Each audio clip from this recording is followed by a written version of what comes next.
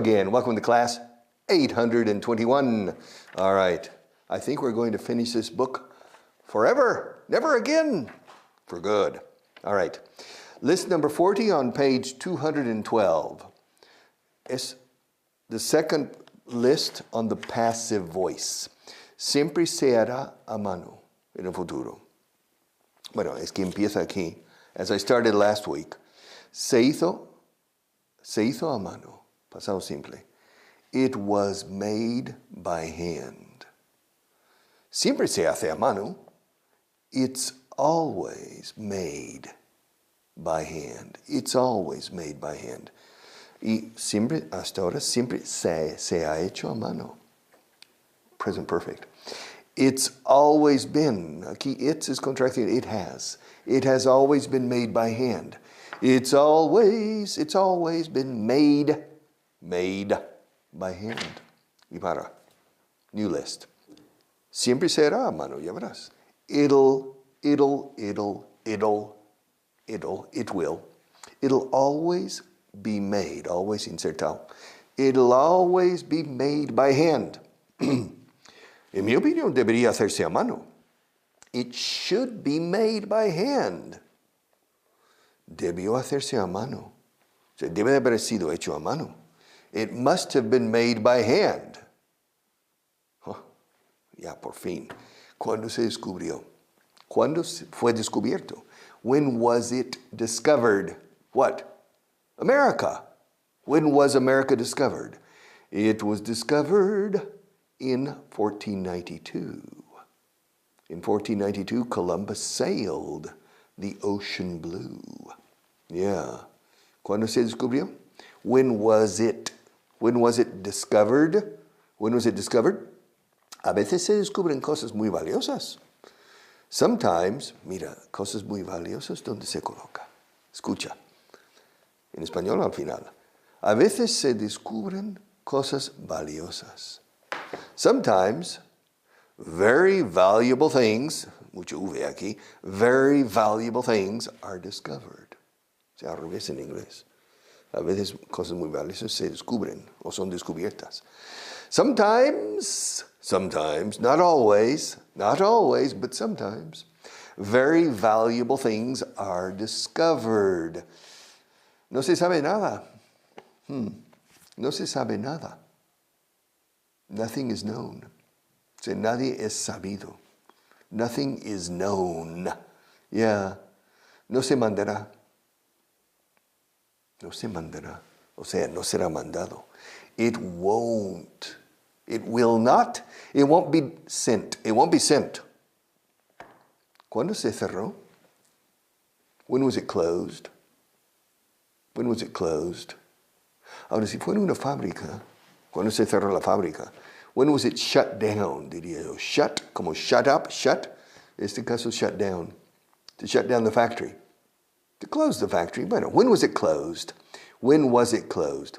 Estos libros nunca se dan a nadie. Pues son míos. They're mine. These are my books. Right, Marta? Lo mío. This is mine. All right. Estos libros nunca se dan a nadie. These books are never given to anybody or to anyone. These books are never given to anyone.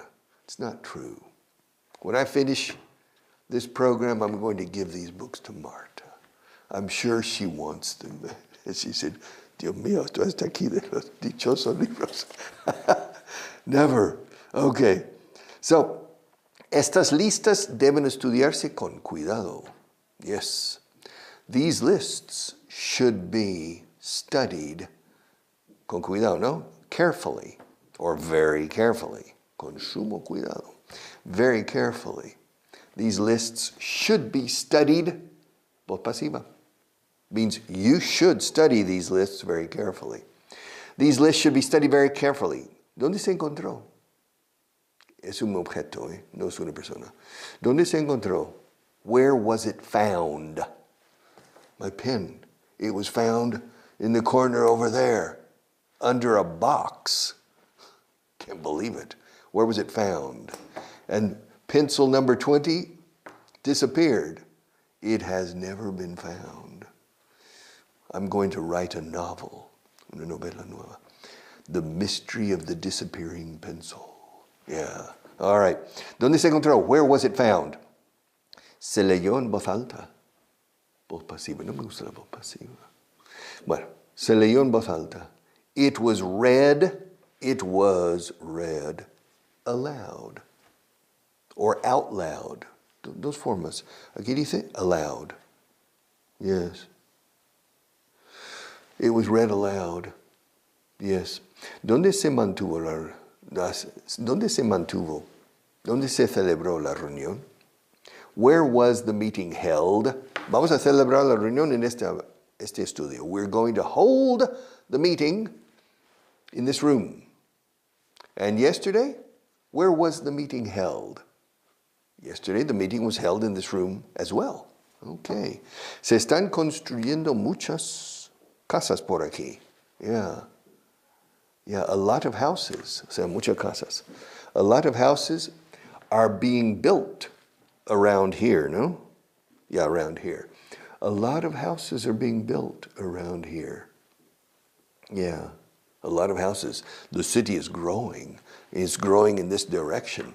A lot of houses are being built. Están siendo construidas. A lot of houses are being built around here.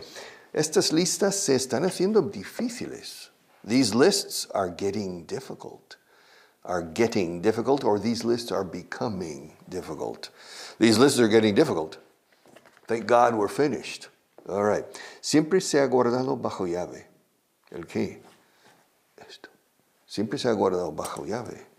Hasta ayer. It's always been kept under lock and key.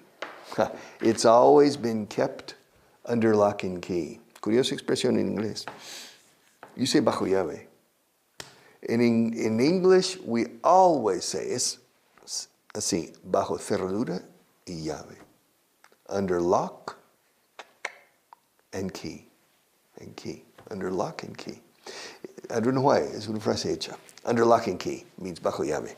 It's always been kept under lock and key. Now, I'm sure many people, oh, qué bonito, under lock and key. That expression is not important. Yo lo habré usado 3 veces en mi vida, under lock and key. It's always been kept. Eso sí, that's the important part of the sentence. All right. Page 213. Se está procesando. It's being processed. It's being processed.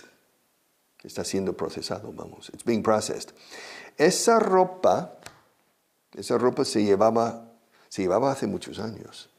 Marta, es de los años 80. Esa ropa se llevaba, ¿cuándo? Hace muchos años. Those clothes, fíjate en el plural, esas prendas. Those clothes were worn many years ago. Yeah. Those clothes, those clothes were worn, yeah, de campana abajo. Those clothes were worn many years ago. Many years ago. This shirt too. All right. Nunca debe dejarse aquí. Marta, has dejado el micrófono aquí durante la noche. Nunca debe dejarse aquí después de la clase. It should never be kept here, or it should never be left here. It should never be left here on the table. Marta left my favorite microphone on the table during the night. Thank God nobody came and stole it, because this microphone is very valuable for me. So, it should never be left here. Okay? On the table. Huh? Do you understand? It goes in one ear and out the other. It should never be left here. Se perdió. It was lost. Se fue perdido. It was lost.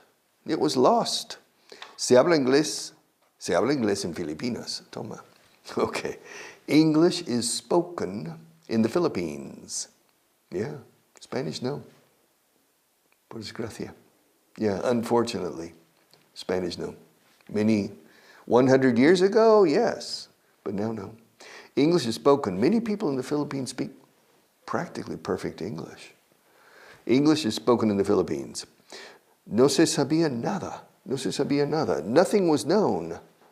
Nothing was known. Se ha cancelado. It's been. It has been. It's been canceled. It's been called off. Called off, canceled. Prefiero canceled. It's been canceled. La guerra se ganó en el frente ruso. Wow. La segunda sí. The war was won on the Russian front. Yes. How the West was won. Había una película. ¿Cómo se ganó el oeste americano? How the West was won.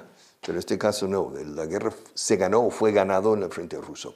The war was won on the Russian front. El inglés se aprende a base de mucho estudio. Sí y no. English is learned through a lot of study. Well, yes, 50%. The other 50% is a lot of exposure, exposición, apuros en la vida real, oído, confianza. Yeah. Pero si lo quieres hablar, requete bien, pero muy, muy bien. El estudio es absolutamente necesario. So, both are la parte cualitativa and la parte quantitativa. It's always the same. Martha, we've finished this book. Yeah. Gone forever. Okay. Wow. Oh, I feel sorry. Yeah. Me da pena. This book, we'll never finish it. Never. I started this book 4 years ago, or 5. Son 5 o 4 años que llevamos aquí. Yo no sé. 4.5. Creo que 4.5 o algo así. Wow.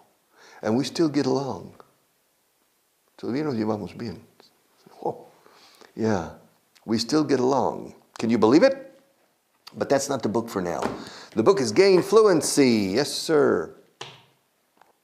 My favorite book. But this book is extremely effective. This book is extremely effective if you follow the instructions. If you don't follow the instructions, this book is not extremely effective. Page 20, microparagraph number 126. Are you ready? Now this book, buy it. Really, I recommend you buy all the books. But I recommend you, if you want to speak English well, this is the best book to speak. All right. And of course, you have the audio that you can download. All right. Paragraph number 126. Before you put it in the oven, you should add a little bit of sugar on the surface. And remember not to leave it in the oven for more than 20 minutes. And keep the temperature at 150 degrees. Okay. Será Fahrenheit, no centígrados aquí. 150 grados. Los hornos está aquí también. Yeah? All right. Okay. Before you put it in the oven, antes que te lo metas o insertas en el horno. Oven. Before you put it in the oven, you should add a bit of sugar on the surface. Será un bizcocho, una tarta o algo. Añade un poco de azúcar en la superficie. Yeah. Just a spoonful of sugar makes the medicine go down. Before you put it in the oven, you should, in my opinion, you should add a bit of sugar on the surface. And remember, no se te olvide, and remember not to leave it in the oven for more than 20 minutes. 21 minutes? No. 20. Not more. 19? Okay. 21? No. So, and remember not to leave it. To be or not to be. To leave it or not to leave it. El negativo del infinitivo. Recuerda no dejarlo. Remember not to leave it in the oven for more than 20 minutes. And keep the temperature at 150 degrees. 150. 160, no. 140, no. And keep the temperature at 150 degrees. Se puede decir 100 or 100. Maybe for you it's easier to remember to say 100. And keep the temperature at 150 degrees. Do you understand? All right. So before you put it in the oven, será una tarta. Antes que lo metas en el horno. La metas en el horno. Before you put it in the oven, you should add a bit of sugar on the surface. And remember not to leave it in the oven for more than 20 minutes. And remember not to leave it in the oven for more than 20 minutes. And keep the temperature at 150 degrees. Okay, McKay? Understand, rubber band? All right, and keep it at 150 degrees. Paragraph number 127. Come in, Pedro, and have a seat. Se llama Pedro aquí. Come in, Pedro, and have a seat. Would you like a coffee? Margarita, café para Pedro. Hey, would you like a coffee? Would you like a coffee? Come in, Pedro, and have a seat. Toma una silla. Have a seat, no drink. Okay. Come in, Pedro, and have a seat. Would you like a cup of coffee? Would you like a coffee? Would you like a coffee? Yeah. I've been talking to John Evans. And he was telling me how pleased they are with the results of the survey you conducted. All right. Apparently, Pedro conducted a survey. Now, to conduct a survey es dirigir una encuesta, un sondeo. Dirigir, we say, cuando es una encuesta, solemos usar el verbo to conduct. Conducir. Okay, to conduct. So, Pedro conducted a survey for John Evans. Who's John Evans? I don't know. I think probably John Evans is the manager of a company, a client company. And Pedro conducted a survey for the client. So apparently, Pedro's company and my company, porque yo soy el mandamás aquí, llamó Pedro a mi despacho, apparently we are a company that conducts surveys, a marketing agency or I don't know, some type of encuestas and sondeo, something like that. So I say, come in, Pedro, and have a seat. Come in, Pedro, and have a seat. Come in, John, and have a seat. Come in, Marta, and have a seat. Memoriza esto. Se dice mucho. Come in and have a seat. Come in and have a seat. Come in, Marta, and have a seat. Yeah. Would you like a coffee? Would you like? ¿Quieres un café? ¿Te gustaría un café? Would you like a coffee? I've just been talking. Acabo de estar hablando. Yeah. I've just been talking to John Evans. Juanito Evans. I've just been talking to John Evans. Yeah. And he was telling me, me decía, o me estaba diciendo, he was telling me how pleased they are, they, él y su gente, how pleased they are with the results of the survey you conducted. They are very pleased. Very pleased. Es la mejor forma de decir satisfecho.